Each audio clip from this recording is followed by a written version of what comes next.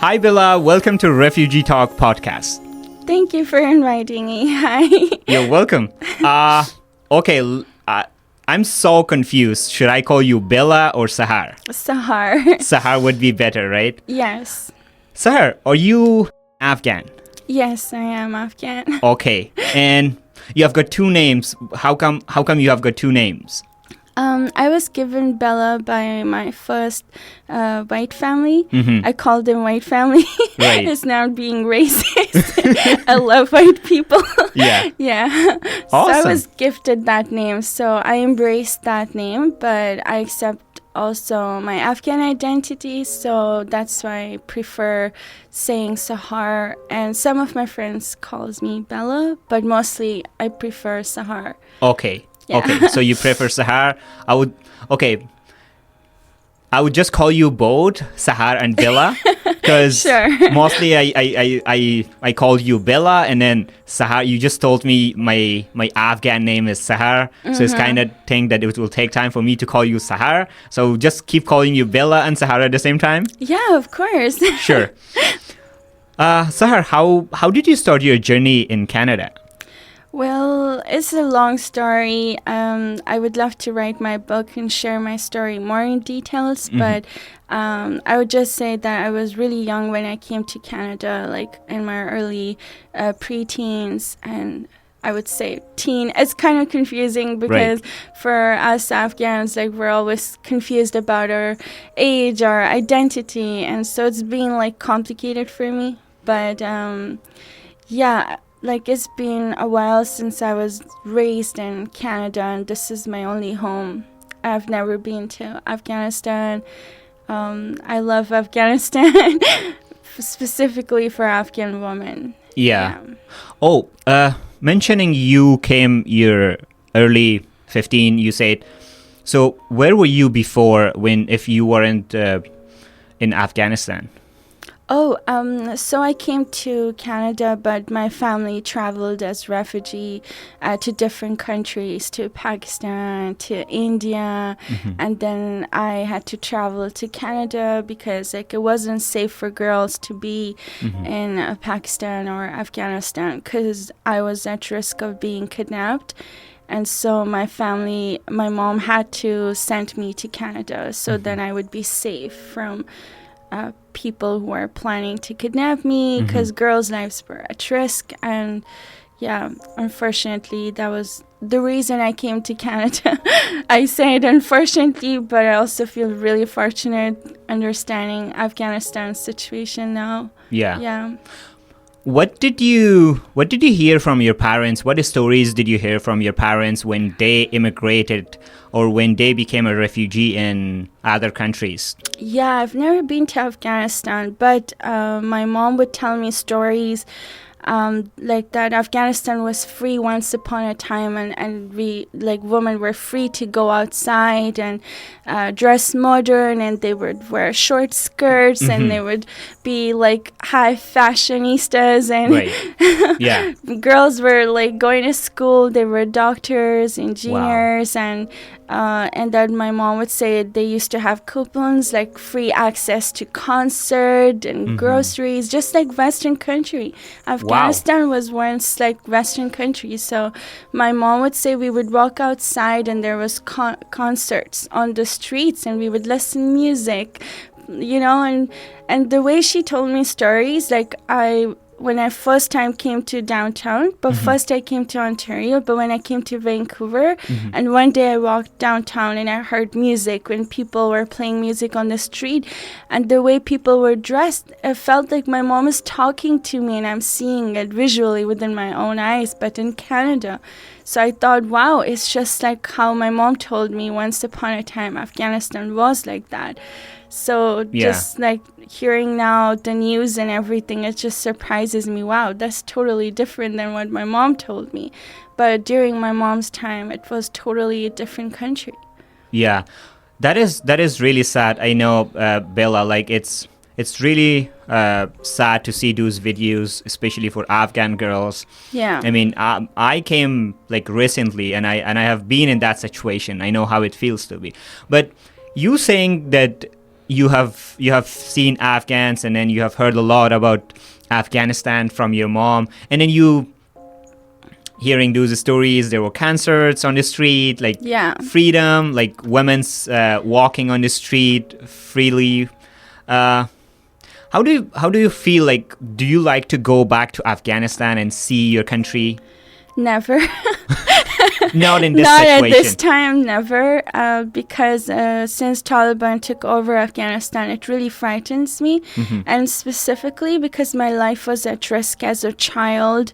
That I was at risk of being kidnapped or taken by many people. So it's not safe for me to go to Afghanistan.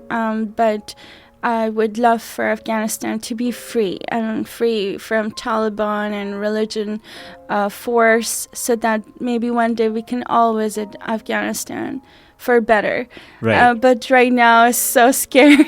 Yeah. Yeah. Naming Afghanistan, you're wearing Afghan dress right now. Could you please describe a bit about the dress you're wearing that describes you as an Afghan? Yeah, I actually struggled with my identity because I left Afghanistan when I was a baby. I never felt like I belonged to Afghanistan. I was the type of little girl who embraced like a Pakistani identity or Indian identity. So I was okay to say I was Pakistani or I was Indian or I was Canadian because I've never lived in Afghanistan. So I always like embraced other cultures, other identity. And until 2-3 years ago when I heard Taliban took over Afghanistan, and when I saw Afghan women being oppressed and how Afghan women are so brave to fight for their education rights, when I've watched Taliban holding a gun in their forehead to shoot them, and for women to fight for their education rights, simple, basic, and they had to fight for their rights. When I saw that, it really made me feel like I have no right to not accept my identity as an Afghan. For those Afghan women who live in Afghanistan, because they deserve to be recognized, and that Afghans love peace, education, music, and we're more social and hospitable people. And so I feel sad that Afghan women are suffering. So I had to accept my identity as an Afghan like 2-3 years ago, and then I reconnected with the Afghan community despite risk that I had, potential risk that I could have been kidnapped or I could have been murdered, that, you know, people who are after me, that I would be at risk. But like luckily I came across really well-educated Afghan people and who were really nice, and I accepted my identity, and I was dressing up as an Afghan dress for the first time. I went to Vancouver's art gallery and I protested against Taliban for women's education rights, and then I wore my Afghan dress. And for me now it is like a pride and to accept that I'm an Afghan. And I also accept my Canadian part because I am Afghan-Canadian, and I cannot change that, and I don't want to ever change that, and not anymore because it's been a trouble for me for over 18 years to accept my identity. And so I'm really happy to be Afghan and to dress as an Afghan, to showcase my culture to people that this is who we are. And it is unfortunate that our women in Afghanistan are suffering. They have no right to go out, they have no right to education, to public spaces, to work, to be a doctor, to be an engineer, a teacher, beautician, like nothing except housewife, and are being slave to men and the Taliban and false religions force. So it is really sad. So I take such pride dressing up as an Afghan now for all those Afghan women who's been oppressed and pressured. What are your suggestions for those Afghans? Like, as you mentioned, like it took time for you to recognize yourself and be proud that you're Afghan in Canadian culture. Like there are a lot of also women that are and men in Canada that originally they're Afghans, but they're ashamed of where they came from. And what are your suggestions for them? What are your thoughts here? I have full compassion and understanding for those who don't want to identify as an Afghan, because Afghans are so traumatized, and we have not been settled in Afghanistan for years to work on our development and our politics and our education and like many other ways. Like I would need some big fat words to describe that trauma that we have gone through. So we have generational trauma over the years, so I have full compassion for them to not accept their identity, but I would encourage them to be kind to themselves and also accept themselves as an Afghan, because no matter what you say and who you want to be, you will always be Afghan. Right. And even for myself, like when I thought I was a white girl because I lived with white people for 18 years. That's a long time. So you lived with Canadian families? Yes. Okay. We're all Canadian, so I mean specifically Caucasian. Okay. Like, yes, and I always thought I was a white girl until when I started working for the first time, and then I faced discrimination, racism against me, and I thought I was Canadian, I was white, and I wasn't accepted as a Canadian or like as an white person. And when I was asked, where are you from?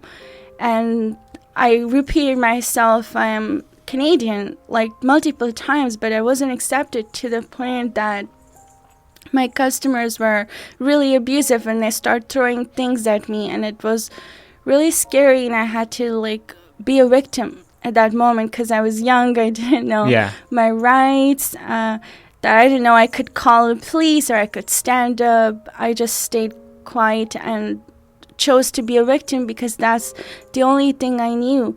But then later on, I just learned that you have to like stand up for yourself. That's one thing. And also, like, when I saw Taliban taking over Afghanistan for women's rights, that's when I started embracing my identity. And my suggestion for those like Afghan people that I love so much, regardless of how traumatized we are, that we are afraid of each other. It's hard for us to even trust each other because of what has happened to us in our country, that we have trust issues. And so, like, I hope that people can start embracing who they are and take the good things from our culture. We don't have to take the force or the religion force or the Taliban, but we can take our culture, such as food and clothes and hospitality, and that's what we can carry. Right. Saying that, I've seen you like helping a lot of refugees and newcomers. I've seen you in the groups on social media. Like you have been helping refugees and newcomers. Tell us more about that since when you're helping refugees and newcomers and just being there with them. Yeah, I mean, like, I have a full compassion and understanding towards Afghan. Like, I was really sad when what happened in Afghanistan and how women are being oppressed, and when I see these newcomers coming, it kind of makes me feel really happy to just be there with them. Like, I'm no one, I don't have a title, but what I can do is be there for Afghan families, like support them or guide them in the community, or if I have clothes, I give away my clothes, or like just talk with them or connect them with people like business owners that I know to help them get job, or connect them with Work BC. Like, it's super basic and it's super simple to help one another. Like, it's just being kind and sometimes just listening ears, you know. That's all what they need, someone to hear them, someone to listen to. Right. And then how can we help refugees? And apart from, like, most of the refugees are facing this thing that they are not able to find jobs. Apart from Work BC, what are the other ways, alternative ways they can find a job? Yeah, it's unfortunate that what's happening in Canada, that, you know, like 10 years ago, you could walk into a store and get a job, and now it doesn't matter if you even walk in into stores, grocery stores, coffee shops, wherever you go, it's really tough to have a job. So the only thing is to have connection. You know, like Work BC is the only way people could get job nowadays, but there's a delay, you know. But unfortunately for the newcomers, I think the easiest way for them to get job is through factory jobs. Those are the only things that is available right now, I think. Or they could be creative and open their own business. And the best thing they could get job is through education, is to complete their education, go to school, learn a language, and Canada will support you, like financially, to for you to go to school to build some skills, so then you can have a better job. Okay. Could you please be more specific? I mean, a lot of people are watching us in this podcast. Show refugees some ways. How can they start a university? What are the procedure for newcomers and refugees? Do you think government will give them a loan or something? Yeah, I think so. Work BC is one of the places that can help you with your education, and they can give you fundings. Like right now for Afghans, there's a lot of fundings available, a lot of grants available, especially for newcomers, because Canada's granted a lot of fundings, you know, so they should access their support now, because now is the best time to access a lot of support. Even for Canadian citizens themselves, they don't have access to grants or to bursaries because of what has happened since COVID, and you know, people are struggling financially. But definitely there's grants available, like through Mosaic and through a lot of community services. And one thing, they could have a case manager. And with case management is something that sometimes we don't get ideal case manager. So it's best to find someone who can really support you. If you go to an organization where they don't support you, it's really important to communicate that to them and or change the support that you're receiving. Change your source and always reach out for support, like for people who are involved in the community, who can guide you.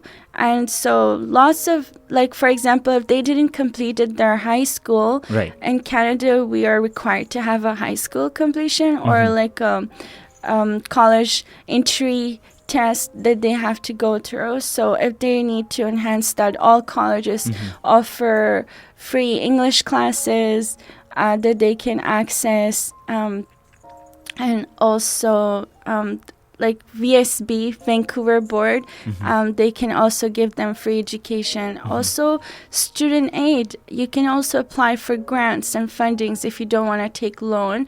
Student aid can definitely give you loans for your education and also grants. So lots of Canadians, they apply for student aid, and actually a lot of people get support financially. Awesome. Yeah. Going back to the same topic, which was really interesting about you said about your story. You told me before starting the podcast, you told me most of the people just misunderstands you. Like they think that you're Mexican. That's funny. Yes. Let's talk about that a bit.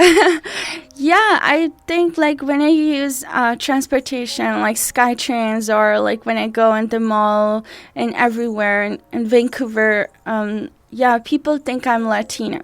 And so really rarely people will think I'm Afghan, because it makes sense because I'm raised in Western country. I've never been to Afghanistan, so it makes sense for me to look different. And so it's been like sometimes when guys flirt with me because they think I'm Latina, and it's really not pleasant experience. Wow. that was surprising. Absolutely. Like people just do that because they think Latin people are easy. I mean, it's unfortunate. That's one thing, because I'm not a Latina, I'm not a Mexican, but unfortunately I've like faced oppression or discrimination for looking like Latina or being an Afghan, I've faced discrimination and racism. Like just like Afghan women had to face abuse from the Taliban, and they had internal conflict. I had to face external conflict and discrimination, like minorities vs minorities. That's something that goes here in Vancouver. Like, although we live in Canada, we escaped Afghanistan. I escaped Afghanistan as a baby with my parents, and we came to Canada to like have a better life and to have access to education, stay away from religious people and this religious oppression that we faced. And so we want to live in a free country where we can develop ourselves. And then we still face discrimination. So I have goals to write my book and write my story to share with the world that how like externally I faced racism and discrimination, and what was my challenges and troubles comparing myself with Afghan women in Afghanistan. Though we still struggle. Like just coming to Canada doesn't mean that you're all happy and everything is good, because there's still like internal conflict. Right. Two questions at the same time. Tell us a bit about your writing, about your book. Don't disclose too much because it's a surprise. It's your book. We don't want to disclose it. Second thing, what is racism and discrimination for you as an Afghan-Canadian? Racism is just that people can't accept different culture, or they have racism for just being like discrimination for being a woman, like being a minority or looked upon as a minority, someone who cannot defend themselves for their rights. And so like how we have been marginalized, it's just so unfortunate, because it doesn't devalue a minority. Just because I'm visibly a minority does not mean that I'm a minority. Right. I'm privileged enough to be in Canada. And so it is unfortunate that we face such discrimination. And discrimination is just this ignorant, like, hate towards another human being for nothing. Just for being different. Let's say if I walk out with this Afghan dress, most good people will appreciate my culture. They will appreciate how I'm dressed, and they will say, wow, I love your outfit. Like today when I walked into the library, everyone was like, wow, I love your outfit. You look gorgeous. I love that. And so yes, whoever is racist, they will like show an attitude and be like, oh my gosh, who dresses like that? So it's simple, it's super basic, like I had a teacher in my high school, like I always had the best teachers ever in my life who supported me, and without them there was no way I could complete my education. But I had one teacher who was so racist, and when she saw me first time, she said, where are you from? And I was Afghanistan. First I said Canadian. At that point I wasn't accepting my identity, so Canadian. But then she forced me and all the other students to accept our identity and also make a video of where you're originally from. And when we made that video, then she said, you're gonna fail. You're gonna fail. And I was like really triggered by that. Like I was so good at writing and expressing my emotions and feelings, but it really did trigger me, and it made me feel like I'm gonna fail, like I'm gonna suck, I'm not gonna do good. Like despite working hard, despite me reading 300 pages a day, doing a lot of research, studying, writing, and she just had this thing that really messed up my brain for a while, and just because I was from Afghanistan. And that kind of racism and discrimination is something that really impacts us, individuals especially, like when we are a survivor and we're a refugee and we come from a long line of history of surviving this difficult life that was given to us. You know? At the end, Bella, I'm sorry, we have only short time. Last question. if you had one superpower, if you could change one thing about refugees and newcomers in Canada, what would it be? I think I would completely open all borders in the world and welcome everyone to be part of the same world, because in reality we all belong to one world. Like, I understand that I'm Afghan and I embrace my identity as an Afghan, but I never lived in Afghanistan. Even being Canadian, I don't fully accept being an Afghan or being Canadian. I feel like I belong to the world. We belong to Mother Earth. Yes. So I feel like that I wish I could change the whole world to be one, to be united, to be one human, one race, one culture, one religion, or not one religion, but one race, where we are okay with being different in different religion and still embrace each other and accept being diverse and being human, united, and just put some love in people's heart. Yeah, totally. Totally. Thank you so much, Bella and Sahar. I'll just call you both. Thank you so much for coming to a Refugee Talk podcast. Of course. Thank you for inviting me. It was a wonderful podcast. I mean, hope we have another session with Bella Sahar, and we can talk more about newcomers, refugees, how can we help them. And thank you so much. Of course. Thank you. It was a great pleasure. Thank you so much, everyone. And until next time, bye. Bye.